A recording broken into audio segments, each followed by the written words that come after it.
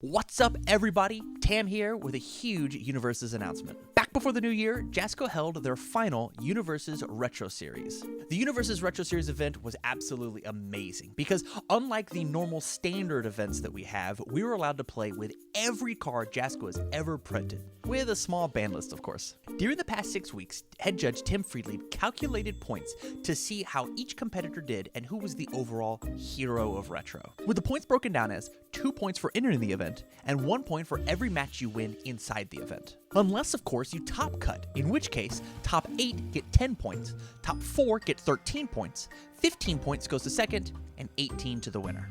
Now, I know what you're asking, Tam, why are these points important? Well, the 16 players with the most points from the past 6 Retro events have been invited to play in a final event to see who the king of Retro is. So, the goal of this video? To prep and inform anybody who might have missed the last couple Retro events, or just wants a refresher on the stats for the upcoming Invitational. Like, who the 16 players are, and how the format's gonna differ from a normal UniVersus tournament.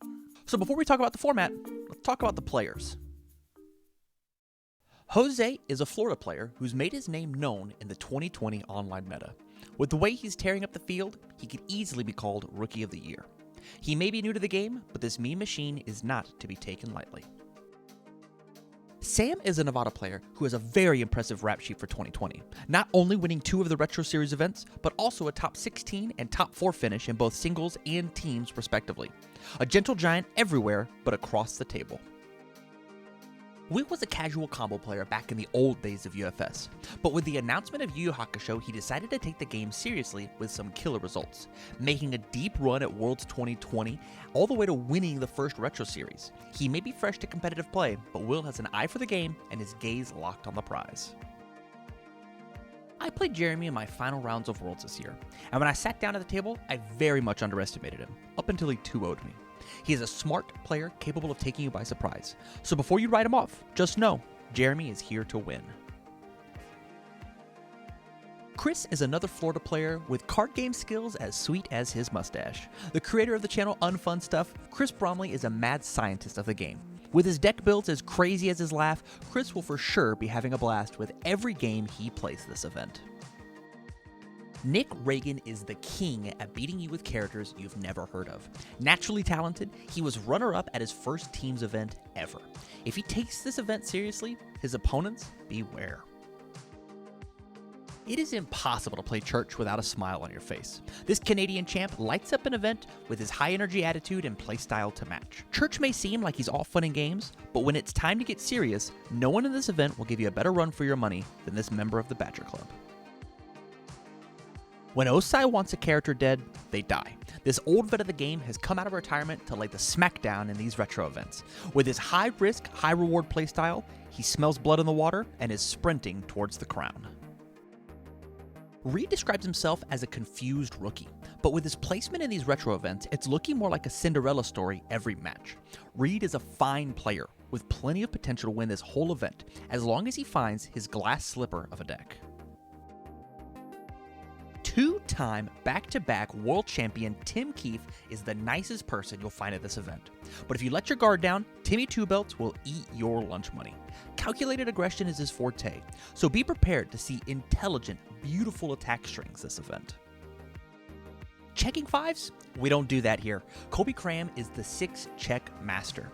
With deck building focusing on consistent checks, Kobe has no problem dropping bomb after bomb on you on turn 2 with no fear of failing checks, because failing checks, that's for second place.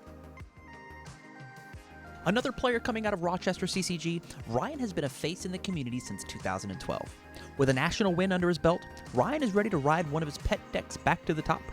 Ryan plays his success off with the motto, better lucky than good, but anyone who's played him knows the truth. This kid's got skill. Liu Kang Prime himself. Cody has been a member of the UFS community since the beginning. Hailed from Florida, Cody is the Red Horizon deep lore master. So after he wins this whole event, have him draw your favorite character and put it on one of his trademark buttons. Owner of Final Round Game Shop, Jacob is a supporter of every aspect of UFS. Standard, Retro, Legacy, Jacob has supported it. Jacob is the embodiment of playing what you love.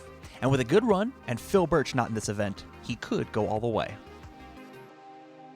The way Brandon Berry views deck building is like no other player in this event. He heard Jasco say, "People gotta die," and he took it to heart. After you play against Brandon, you're gonna wonder, how did he play that many attacks as you pick up your cards for Game 2? Zach is a former Final Fantasy TCG player turned UVS contender. He loves bending the mechanics of the game to his will and has a knack for finding the outs when he needs them. Check 3 5s to win? Got it. Draw the perfect block? Easy. Zach had to best Michael Nelson to secure his spot in this top 16, and he's not going to let anyone slow him down. So now that you know the players, let's talk about the format for the event. For the first time ever in UniVersus history, Jasco is not only putting on a double elimination tournament bracket, but also, instead of registering 1 deck for the event, players are required to register 3. The decks being registered are a lot like the teams format we already have. For example, the 3 decks that we register can only have 8 of a named card split between the 3 decks, as well as no characters may appear in more than 1 deck list. Pardon the interruption, but before I published the video today, there was a huge UniVersus announcement. Both Kevin Broberg 2. And Big Cyclone have been banned from the Invitational. These are 2 powerhouse cards that I'm sure we're going to have a huge impact on the meta for this event. So now with the ban list out of the way, let's look at the formatting for the rest of the tournament. So why is this important? After the match begins, the higher seeded player will get to choose whether they wish to play the first turn of the match, or they get to ban one of their opponent's decks, preventing them from playing that deck altogether. After both players have chosen which deck their opponent can't play, they then get to choose between their remaining 2 decks which to play the match with.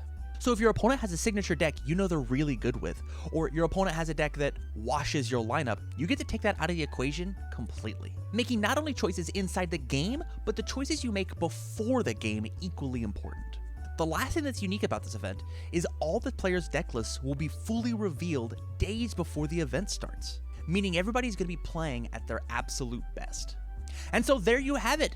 16 of the best UniVersus players coming together to play the highest caliber card games possible. So make sure you join us January 16th as me and Phil Birch from Unfun Stuff go and commentate the entire event over on my Twitch channel, twitch.tv/TamCardwell. A link to follow will be in the description down below. So if you know somebody who's interested in this event, please share this video. Let's make the first event of 2021 the largest it can be.